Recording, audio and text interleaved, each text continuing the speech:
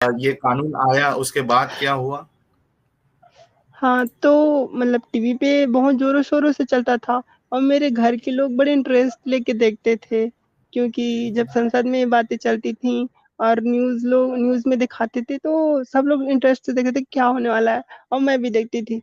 तो मैंने एक ऐसे ही देखी उनका न्यूज़ में, तो वो लड़की रो रही थी और नकाब में थी, हम्म। मुस्लिम थी, और वो बोल रही थी कि पहले मेरे ससुर से बोला गया कि मतलब उसका पति जो था उसने उसको 3 तलाक दे दिया, और 3 तलाक इसलिए दिया क्योंकि उस लड़की के जो दाँत थे ना वो टेढ़े-मेढ़े थे। अच्छा। हाँ, न्यूज़ में मैंने देखा हम्म। कि तो वो बता रही थी रीज़न। शादी से पहले नहीं देखा था क्या? अब वो जो था उसका पति वो होगा छिछोरा, और हम्म। घर वालों के बोलने से या किसी पैसे के लालच से उसने कर लिया होगा उसने निकाह। हम्म। और क्योंकि इस्लाम में क्या है कि भई आप 4 शादी कर सकते हो, और अगर हम्म। नबी के समय होता है तो लौंडिया करोड़ों रखो। यानी हम्म। कि मतलब बोलते हैं ना कि 4 रख लो और बाकी जो है वेश्यालय की तरह भर लो लड़कियाँ, लोगों को हम्म। मारो काटो, उनकी बहन-बेटियों को लाओ और बनाओ अपना लौंडिया, गुलाम बनाओ, बांदी बनाओ। हम्म। तो वही है, बस ये है कि वो लौंडिया नहीं बना पाते अब। हम्म। तो वो अब लड़की मौका नहीं बता है रही वैसा। थी, हाँ, वो लड़की बता रही थी कि भई मतलब मेरे दाँत टेढ़े-मेढ़े थे, तो मेरे हस्बैंड ने शादी के बाद मतलब पहले मैं जब शादी करके गई थी तब से मुझे पसंद नहीं करते थे, बाद में उन्होंने 3 तलाक दे दिया। और जब हम्म। वापस से उनके साथ वो रहने के लिए मतलब मतलब घरवालों ने समझाया, तो बोले कि हाँ, भई रह लेंगे करके। तो जब वो मतलब रहने के लिए बोले, तो उनकी एक शर्त ये थी कि हमारा जो बाप है, ससुर है उस लड़की का, उसके साथ हलाला करो। और उसके बाद जब ससुर से हलाला हो गया तो फिर 3 तलाक दे दिया, फिर बोले देवर से हलाला करो फिर होगा, यानी लड़की के 2-3 बार ऐसे हलाला हुआ। तो वो बोल रही थी 3 तलाक खत्म होना चाहिए, और ये बात आप यूट्यूब पे सर्च करोगे तो उसकी बयान भी मिलेंगे, और ये तो बहुत छा गया था उस समय। और मतलब जो इस्लाम को सही समझता है, और ये चीज़ सूरह निसा में है ये आयत हलाला वाली। तो ऐसा खुदा जो ऐसी सूरह हरकतें बकरा करवाता में हो। है। सूरह बकरा में है? बकरा में। जी, सूरह बकरा में सूरह नंबर 2 आयत नंबर 230 में डिस्क्रिप्शन में पूरा दिया गया है। ये कुत्ता कहाँ से भौंक रहा है, किसके ऊपर भौंक रहा है? ये नहीं तो वहां रहमत के फरिश्ते नहीं आएंगे ना। अच्छी बात है कि रहमत के फरिश्ते नहीं आएंगे उधर। अरे शैतान हमारे साथ है फिर तो। अच्छा, राज राज अग्रवाल जी ने 40 रुपीज का कंट्रीब्यूशन किया है। Thanks a lot. What is meaning of निकाह? देखिए, मैंने एक कमेंट में उसको मैंने डाला है कि जो इस्लामिक लॉ में जो निकाह है वो it's more like a marriage contract, लेकिन अगर उसको अरेबिक वर्ड उसका अगर लिटरल मीनिंग देखे तो दैट इज सेक्सुअल इंटरकोर्स। तो ये निकाह है, उसका लिटरल मीनिंग जो है वो सेक्सुअल बहुत इंटरकोर्स है। बहुत ही घटिया, बहुत ही घटिया। यहाँ शादी हम बोलते हैं ना, मतलब कि गैर मज़हब में बोलते हैं, हिंदुओं में ही बोलते हैं शादी पवित्र रिश्ता होता है। हम्म। यहाँ निकाह पवित्र रिश्ता नहीं होता, पैसे देते हैं उस लड़की को खरीदते हैं। और अल्लाह पाक तो ये कहते हैं कि जो औरत है वो लड़कों से मर्दों से इसलिए कमतर है क्योंकि मर्दों ने तुम पे माल खर्च किए हैं, यानी कि हम्म। तुम एक कोई चीज हो जो बाजार में बिकती हो, और जो हम्म। लड़के हैं वो तुम पे माल खर्च किए हैं, इसलिए तुम उनसे कमतर हो, वो तुमसे ऊंचे हैं। तो बिल्कुल। वो क्या बोलते हैं उसको, मेहर, मेहर शादी मेहर। के, है ना, हम्म। मेहर। तो सही। वो है, तो ये तो ऐसे होगा ना कि आप कहीं जा रहे हो और किसी दलाल के पास वेश्यावृत्ति करने के लिए, और किसी वेश्या को पैसे दे रहे हो कि ये रखो पैसे, और अब फिर हम लोग अपना जो भी क्रियाक्रम है घटिया काम वो करें। तो ये तो वही हम्म। हो गया ना, बस इसका नाम दे दिया निकाह। मुता भी वैसे ही है, इन दोनों हम्म। में फर्क क्या है? बस ये मुता वाले तो में बहुत पैसे देके, डेंजर है। वही तो। मुता तो बहुत डेंजर है, क्योंकि मुता में तो यानी चलो निकाह जो नॉर्मल निकाह हो रहा है उसमें तो ऐसी कोई शर्त नहीं है कि 2-3 दिन के लिए आप निकाह कर रहे हो। वो तो मतलब इन जनरल अगर देखा जाए तो वो एक नॉर्मल जैसी शादी होती है कि लाइफ टाइम करना है, उस तरीके का निकाह होता है। लेकिन मुता में तो एक इंसान को पता होता है कि, और वो डील करता है पार्टनर से कि मैं आपके साथ सिर्फ 3 दिन की शादी करने वाला हूँ, या 5 दिन की या 6 दिन की शादी करने वाला हूँ, और उसके बदले में फिर उसके वो पैसे देता है, मेहर देता है वो। जीवन नाश, सभ्यता का नाश, समाज का नाश। अरे मैं मेरे मुंह से क्या क्या निकल जाएगा, खैर छोड़ो।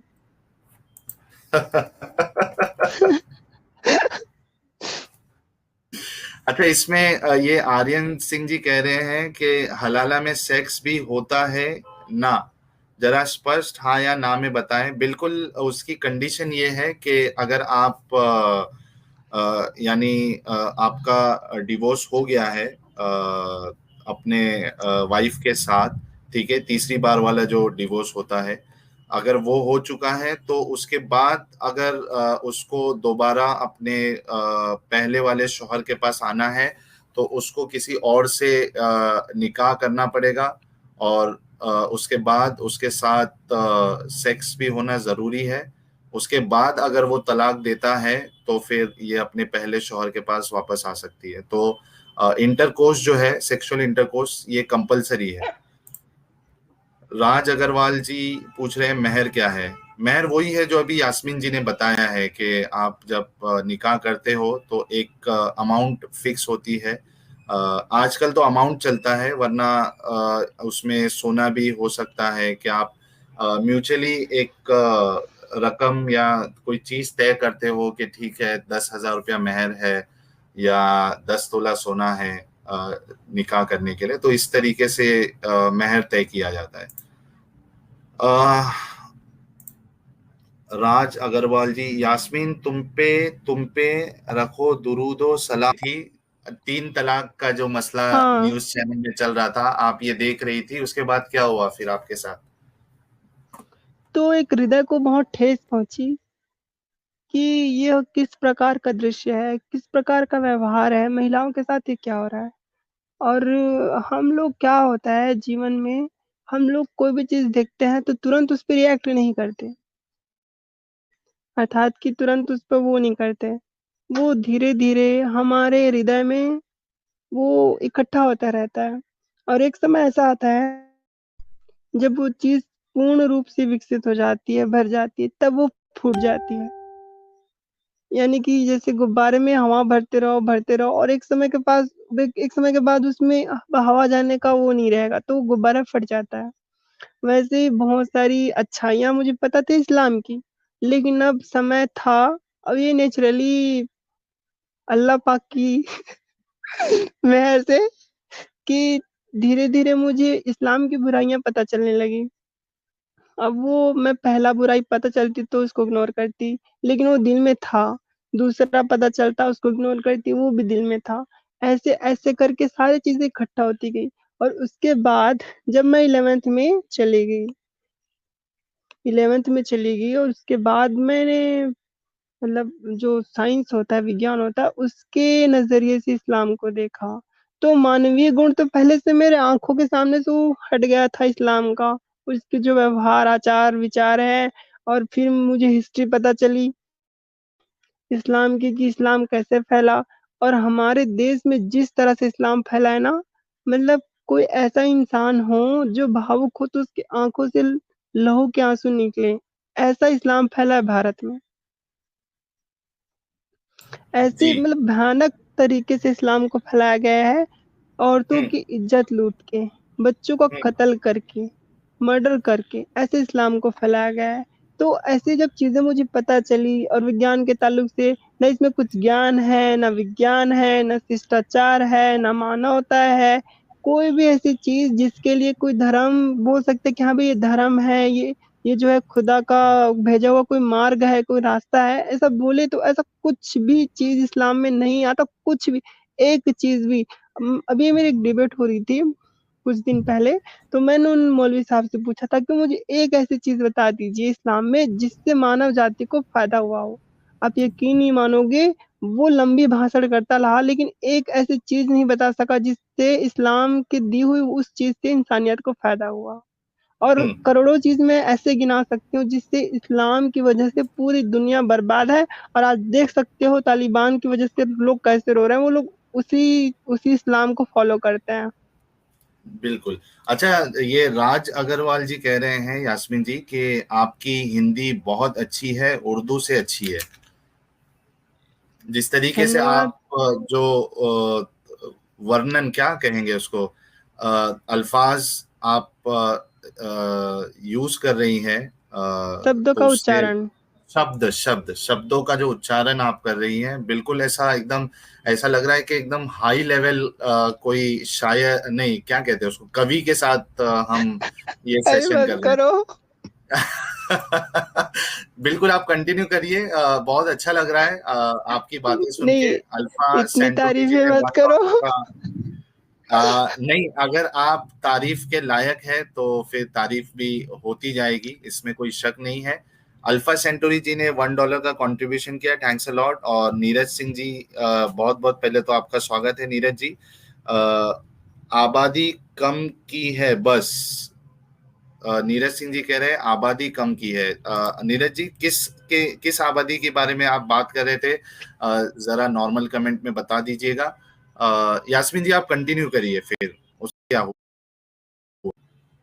फिर मुझे भाई धीरे-धीरे मेरे दिल में जमा हुआ कि शिष्टाचार और सभ्यता के मतलब नज़रिए से इस्लाम तो गिर चुका था।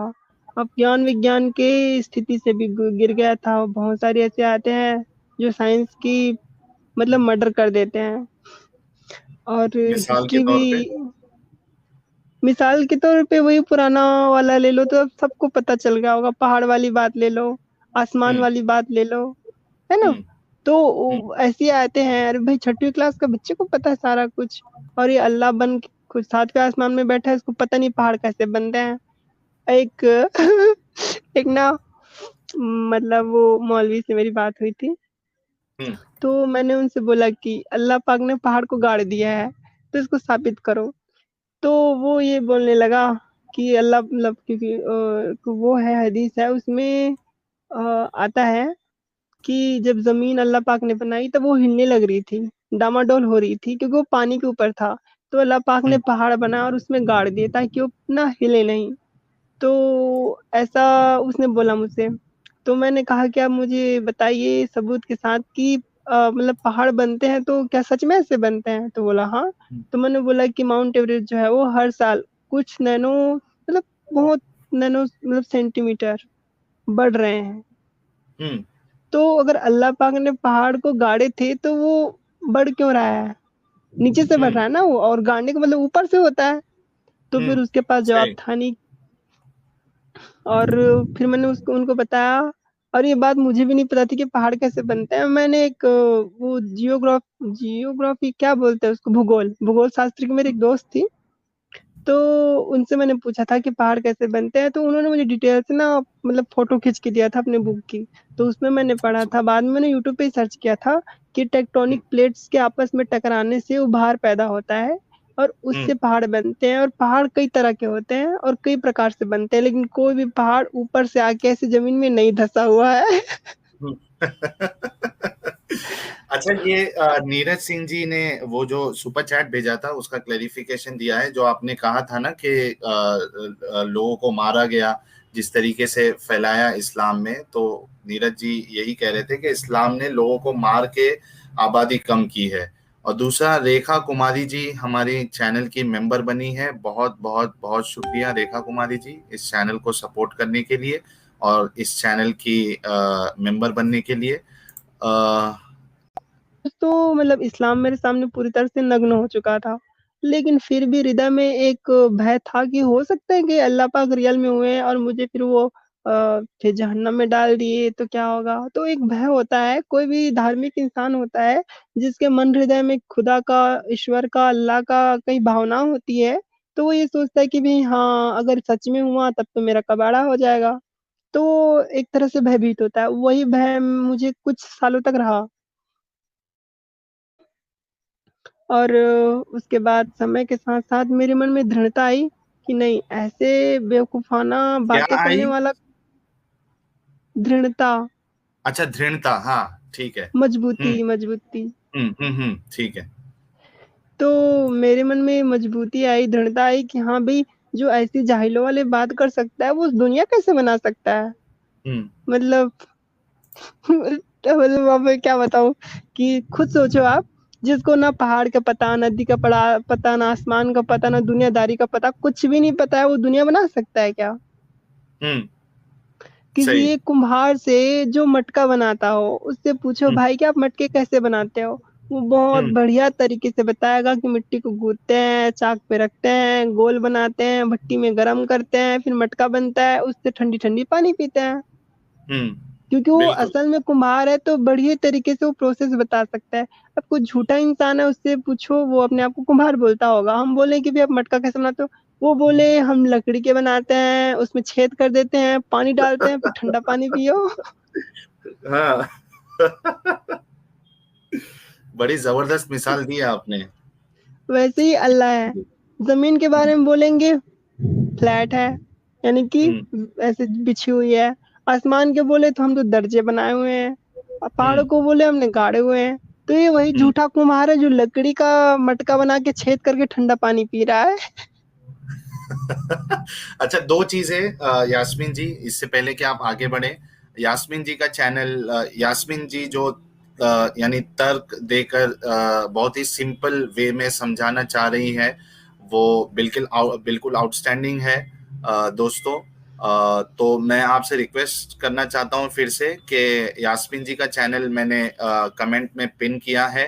तो आप लोग प्लीज़ उस पर जाकर यास्मीन जी के चैनल को सब्सक्राइब कर ले। दूसरा एक रिक्वेस्ट हमारे चुलबुल जी कर रहे हैं यास्मीन जी कि एक न्यू सीरीज स्टार्ट। बस किसी और क्या बोल सकती हूँ आप लोगों के लिए। आप लोग को मेरी भाषा शैली पसंद आ रही है, इसके लिए भई आप लोग को बहुत-बहुत धन्यवाद करती हूँ। तो मतलब एक तरह से मुझे पूर्ण रूप से ज्ञान हो गया था कि भई इस्लाम जो है वो किसी भी माध्यम से सही नहीं है और जो भय था वो भी जाता रहा क्योंकि जब कोई चीज़ का ज्ञान हमें हो जाता है तो हमें उस चीज़ से भय नहीं होता। यानी कि अगर हम एक एग्ज़ाम्पल दे रही हूँ कि मान लो आप अंधेरे में जा रहे हो और आपके सामने कोई साँप आ गया। अब वो ज़हरीला साँप नहीं होगा तो भी आपके भय के मारे हार्ट अटैक से आप निकल लोगे। क्योंकि आपको बिल्कुल। लगेगा साँप है तो ज़हरीला होगा। लेकिन आपको अगर हुँ, इस चीज़ का ज्ञान है कि वो साँप जो है वो पिटपिटिया है या फिर दूध का नाग है, मतलब बहुत सारे साँप के प्रकार होते हैं जिसमें ज़हरीले भी होते हैं और विषहीन नाग भी होते हैं, सर्प होते हैं। हुँ, तो अब आपको पता होगा तो अगर आप वो विषहीन साँप को भी देखोगे या विषाक्त जो जिसके पास विष होता है ज़हरीला और जिसके पास ज़हर नहीं होता, उसको भी देखोगे तो आप डरोगे नहीं कि हाँ, ज़हरीला साँप है, तो आपके पास इल्म है, ज्ञान है, तो आप उससे बच के निकलोगे। हाँ, भई ऐसे-ऐसे करके बच सकते हैं।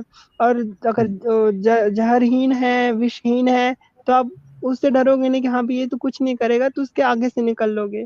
तो वैसे ही हुँ। इस्लाम की जब मुझे इस्लाम से उसके बारे में सब कुछ पता चला कि हाँ, भई ऐसी-ऐसी चीज़ें हैं, तो फिर मेरे हृदय से उसका भय जाता रहा और अब मैं इतनी मतलब वो हो चुकी थी कि मैंने इस्लाम को फिर छोड़ दिया। जी। तो ये सब ज्ञान आपको प्राप्त कहाँ से हो रहा था? यानी इंटरनेट के माध्यम से या फिर यानी ये सब बातें आपको पता कैसे चल रही थी? क्या आप कुरान का आपने पूरा उसको हिंदी में क्या कहेंगे? यानी शुरू से अनुवाद हाँ, अनुवाद आपने पूरा पढ़ा है लास्ट तक। आपको पता कैसे चल रहा हाँ। था कि इस्लाम में ये सब प्रॉब्लम्स है? और उसको आपने कंफर्म कैसे किया कि यार हो सकता है कि लोग जो बोल रहे हैं वो गलत बोल रहे हैं, वाकई में ऐसा नहीं है, सिर्फ नाम बदनाम करने के लिए कहा जा रहा है। तो आपको ये सब ज्ञान आया कहाँ से और आपने इसको कंफर्म कैसे किया? और तीसरी चीज कि आपको ये जब चीजें दिखाई दी कि वाकई में ये कुरान में या हदीस में है, तो क्या आपने इसको क्लेरिफाई करने के लिए कोई उलमा से, कोई आलिम से आपने राब्ता किया और उनसे ये सब चीज़ें डिस्कस की कि ऐसे-ऐसे डाउट्स मुझे आ रहे हैं, इसका कोई वैलिड आंसर है या नहीं है? थोड़ा इस बारे में भी बताइए आप। हाँ, ये इस्लाम के बारे में जितने भी मतलब कि जो जेनेसिस है, उत्पत्ति है, दुनिया कैसे बनी, अल्लाह पाक ने क्या-क्या करके बनाया मतलब इस्लाम में है कि अल्लाह पाक ने सबसे पहले कलम बनाया और कलम बना कर के उसको हुक्म दिया कि भई लिख दे जो चीज़ भी तुझे लिखना है करके। तो उसने लौहे महफूज़ की किताब थी, वहाँ सारा कुछ लिख दिया। वो भी दुनिया के तख्लीक से यानी दुनिया के निर्माण से 50,000 साल पहले सब चीज़ लिख चुका था। तो ये जितनी भी बातें हैं इस्लाम की, तो वो मुझे दादी से, अम्मी से, वो लोग बातें करते कभी-कभी, उतना रिलीजियस नहीं था लेकिन उनको भी इल्म था, उनके जो बुज़ुर्ग थे उन्होंने भी उनको ऐसे पीढ़ी दर पीढ़ी जो होती है नॉलेज ट्रांसफ़र होती है, मतलब परिवर्तित होती है इधर से इधर ऐसे, तो उनसे भी मुझे सुनने को मिला। तो कुरान में जो चीज़ें थी वो मुझे मतलब बहुत अच्छी तरीके से जो इम्पोर्टेंट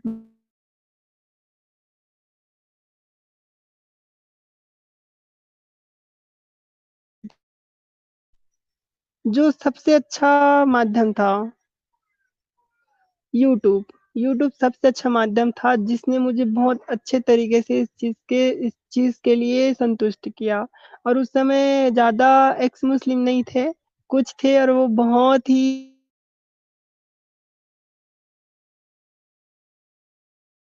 अच्छे तरीके हाल सर हैं, गालिब कमाल सर हैं, स्पार्टकस जी हैं जो आते हैं और नीरज अत्री सर हैं और अंकुर आर्य सर हैं और वो उनका भी आता था, क्या नाम था वो, आर्य समाजी थे वो। तो वो इस्लाम को अच्छे से एक्सपोज़ करते थे। अब उनका जो मकसद था वो तो कुछ और था, लेकिन उसके ज़रिए से जब वो कुछ भी बताते तो मैं उनको देखती थी और वो जो भी बोलते थे, तो मैं उनको नोट करती और आप यकीन करोगे कि मेरे पास एक किताब है, कॉपी है, जिसमें मैंने सारा कुछ नोट करके रखा हुआ है और जब भी मेरी किसी से डिबेट होती है मौलवियों से, तो मैं वो किताब खोल के बैठती हूँ और उनकी इतनी हिम्मत नहीं होती कि मेरी दी हुई दलील को झुठला सके। वाह वाह, जबरदस्त। मतलब एकदम प्रिपेयर होके हुँ। बैठे हो आप।